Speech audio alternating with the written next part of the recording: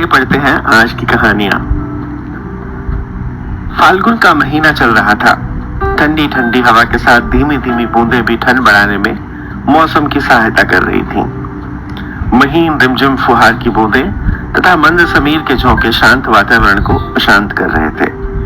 वृक्षों पर भी पक्षियों की चहल पहल कम होती जा रही थी। इसी समय एक वृक्ष पर छोटी सी चिड़िया अपने अंडे बच्चे लेकर बैठी वातावरण की इस चहलकदमी का स्वागत कर रही थी। इसी वृक्ष पर इस बया जाति की छोटी सी चिड़िया का घोंसला था।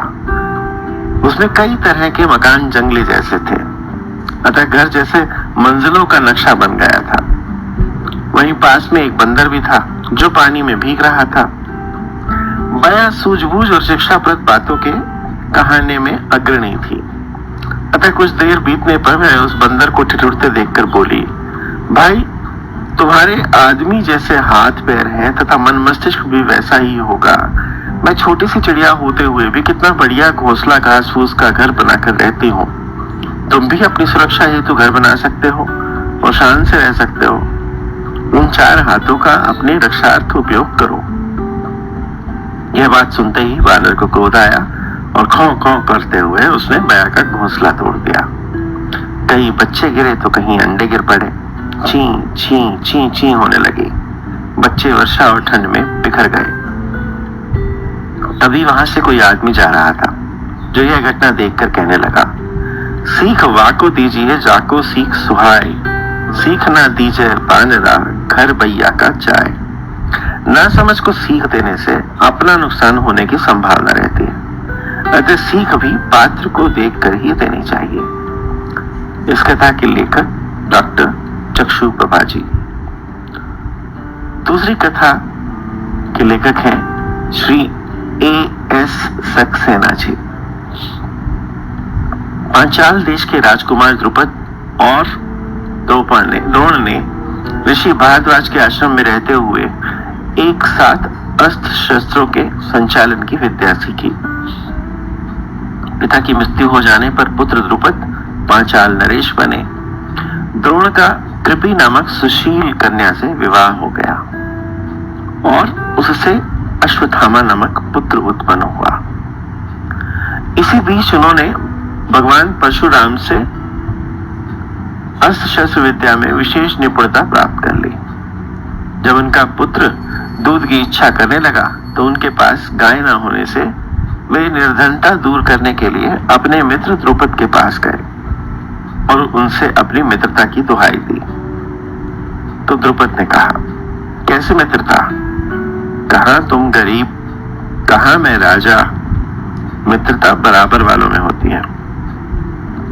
तुम्हें दान में एक गाय तो दे सकता हूं, पर मित्र नहीं मानता।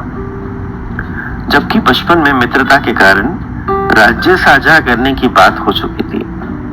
द्रोण को इस पर बड़ा क्रोध आया और उन्होंने प्रतिशोध लेने का निश्चय किया और वे हस्तिनापुर आकर रहने लगे।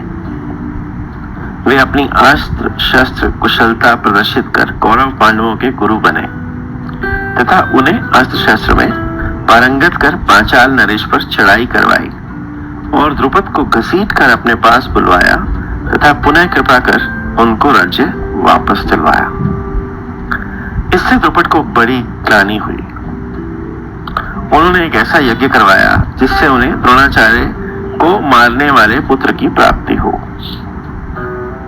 यज्ञ की समाप्ति पर उन्हें एक पुत्र धृष्टद्युम्न एवं पुत्री द्रौपदी प्राप्त हुई।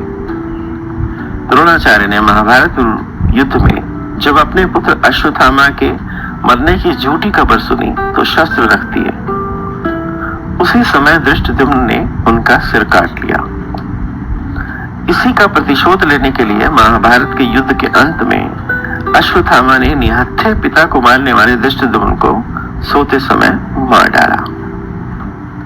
इस कहानी से निम्नलिखित व्यवहारिक तथा तथ्य उद्भूत होते हैं। एक यह कि बचपन की मित्रता बहुत महत्वपूर्ण होती है, उसका सम्मान किया जाना चाहिए। बड़ी स्थिति में पहुंचकर भी बचपन की मित्रता को नहीं भूलना चाहिए। कहा गया है कि रहीमन देखी बड़ेन को लघु न दीजिए डारी, जहां काम आवे सोई, कहा करे तरवारी।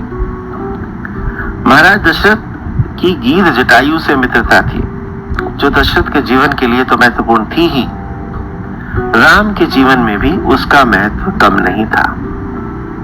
सीता के अन्वेषण में नृप वानर भालू जब निराश हताश हो गए तो उन्होंने जटायु के त्याग और बलिदान की कहानी की चर्चा की, जिसको सुनकर जटायु के बड़े भाई सुमति ने उनसे परिचय प्राप्त किया और सीता का लंका में होना सुनिश्चित बताया।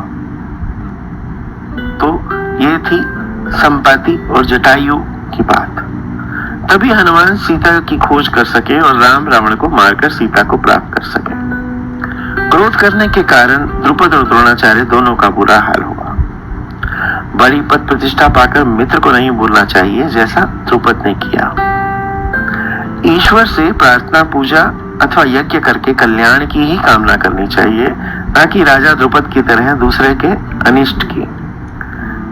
जहां द्रुपद के पुत्र धृष्टद्युम्न ने निशस्त्र द्रोणाचार्य को मारकर घोर अपराध किया, वहीं द्रोणाचार्य के पुत्र अश्वत्थामा ने भी उसके साथ पशुवत व्यवहार कर धृष्टद्युम्न की हत्या की। अश्वत्थामा को भी पांडवों ने घसीटकर अपमानित किया और उसकी मणि छीन दी। इसीलिए ईश्वर से किसी के अहित की कामना व प्रार्थना नहीं करनी चाहिए। सबके हित की कामना करने पर आपका भी भला होगा। क्रोध को सदैव टालने का प्रयास करना चाहिए।